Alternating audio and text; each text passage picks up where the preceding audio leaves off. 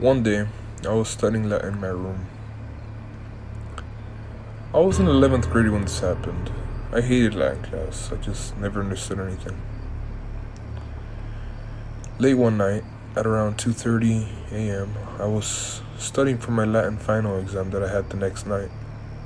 I know that staying up to study is bad, but my parents were one of those kind of people who would berate you if you got an 89 on a test. In my Latin book, there was this one phrase I needed to memorize. I still remember it. It said, Domen tenebrorum procipio tibiut magnum heldog accederas. I didn't think anything of it, and so after I said it, I heard a crashing noise. I was horrified. I then heard something screaming out from my parents' room. When I walked in, I saw something that traumatized me for life. I saw a big demon. Think of the cyber demon from Doom, but without mechanization. The demon had killed my mom and dad, and he saw me and was eating away at their internal organs. I then screamed super loud. The demon perked his head up as I ran away. The demon came running after me. The demon was fast and was gaining on me. He then grabbed me and then started to maul at me. Luckily, my brother came out of his room with a pocket knife he had and started stabbing at the demon. The demon turned its attention out to my brother. The demon grabbed my brother and ripped his head off. I then ran to the cross that my parents had in their drawer. I grabbed it, and when the demon came running at me, I shoved the cross in the demon's face. He then let out an ear-piercing scream that literally ruptured one of my eardrums. He then melted into a gooey puddle of red. Immediately after that, I heard sirens coming from outside my house. I was worried, though. How was I supposed to explain a demon from hell spawning and murdering my entire family, and then being literally melting? Luckily, my parents were one of those kinds of people who were paranoid about everything, so they had cameras set up in the rooms of all the house. When the police came, they busted down the door and saw everybody in my neighborhood had gathered up to see what is going on. They understandably first assumed I did everything, but I showed them the security footage. What the officers saw made them vomit. The police told me to come with them. They asked me how I summoned the demon from hell. I said I was studying Latin. I showed them the textbook I was studying from. The police had told me that the book wasn't for studying. It was a book full of Latin rituals made by a cult. A few minutes later, these two guys in suits came in and took the book for investigation purposes. I never heard from them again. From the demon attacks, I had permanent scars on my chest from it mauling at me before my brother saved my life. Like I said before, I got a ruptured eardrum, and now I am permanently deaf in my left ear. I had to live with my grandparents for a few years before moving into my own apartment. I am now mentally scarred from this incident. I have nightmares about it every night. I try not to remember it, but I always do.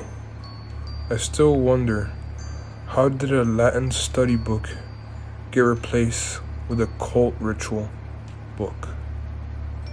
The story has gone down as a local legend in the community. The police had covered up the incident pretty well, and honestly, I kind of want that. I don't want to be known as the kid who summoned a demon which killed his entire family. I want to be known for who I am. I am now living under a new name in my own apartment and with a girlfriend. My life is okay, I guess, but I'll never get over what happened. Rest in peace to my parents, and most importantly, rest in peace to my brother Daniel. He is the reason I am still alive. He sacrificed his own life for me. And what is the biggest sacrifice for anyone can give? Rest easy in heaven, brother. I'll see you again someday. And you too, Mom and Dad.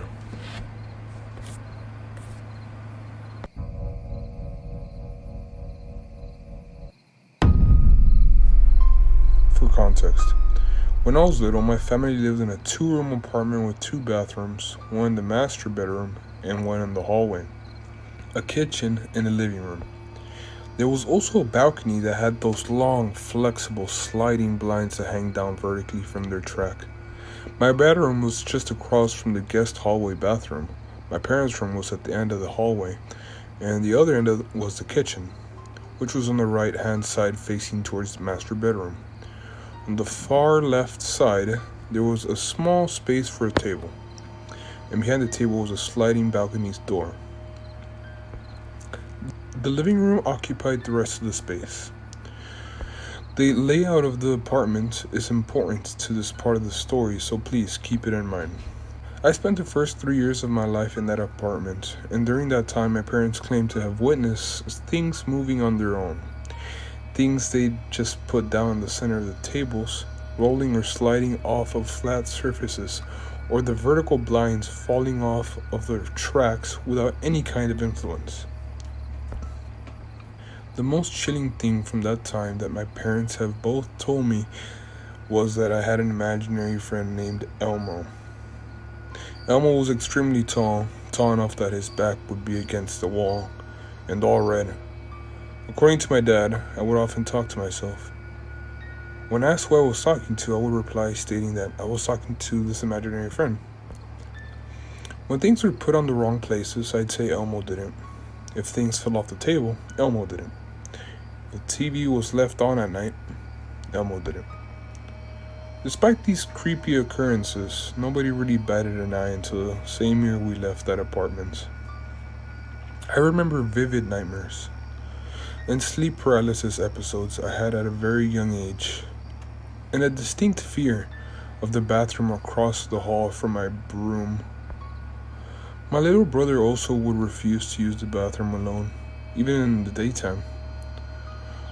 Our guess is he saw something there much like I had in my own room at that age. By the end of the year, my parents had decided it was best for us to move. My father even admitted to having the home blessed before we moved out, which says a lot since he is normally not superstitious or a paranormal believer. He holds the same belief I do, where we don't believe in the paranormal unless it shows itself to us. The fact that my father felt the need to have the apartment blessed before we moved out really makes me wonder what was there to influence that decision, but I digress. Now that the major context is out of the way, here's the part that came up recently. I was babysitting my youngest brother at my grandma's house. My dad's a single parent now, and so he often needs a break from watching my youngest brother to take important meeting calls, or either myself or my grandma will take over that role. At the time, he was either 4 or 5. He's in the autism spectrum, and as a result, especially back then, he had a hard time communicating in full sentences. He still was, and is able to get his points across with somewhat fuller sentences, but at that time, he would only say 1 or 2 words at most. This particular day, I was entirely home alone, watching him until my grandma got there to take over. Normally, one of my aunts would be there, but this particular day, it was just my brother and I. At some point, he got very upset and began trying to block off the hallway that my grandma's bathroom was in. Her hallway closet and pantry door both open outward, and you can cover the hallway with the doors. At first, I tried to get him away from the doors and move him to the living room, which was closer to the front door, so I could investigate. I got my knife from my bag and had him wait in the living room as I went to see what could have scared him. I checked every inch of the bathroom. All 3 bathrooms in that hallway, the closet, the bathroom in the master bedroom, everything. I couldn't figure out what spooked them. Despite not finding anything remotely threatening as I searched, I just felt really uneasy. That could of course be written off as paranoia due to the situation of me, a teenage girl, alone in a house with a boy who's getting scared about something in a dim hallway with 4 rooms and 2 closets. But the feeling was eerie nonetheless. When my grandma got home, I of course asked if my brother had done this before while she was watching him, and to my surprise, she said yes. She told me he has been getting scared and saying there was a monster in his room at night. Of course, she also brought up how he was the same age my brother and I were when we saw, who I suspected was the imaginary friend Elmo, and reminded me that my grandpa, who was a religious leader of sorts in her church, was the one who blessed the apartment before we moved. Later on, I brought this experience up to my dad, who had also agreed the situation was similar to what happened when we lived in the apartment all those years ago. He'd also told me that my mom had seen a tall figure as well throughout her life in my childhood. However, we also wrote that off as her being high on something, since she was on substances for the majority of her time I've been alive. Either way, I found the whole situation just incredibly unnerving, regardless if it is some kind of spirit or just some hallucination my whole family seems to be prone to seeing. Whatever the case is, I hope nothing like what happened that night happens when I have to watch my brother overnight this coming Tuesday. Wish me luck. I'll keep you updated if a ghost comes to visit while I'm home alone then.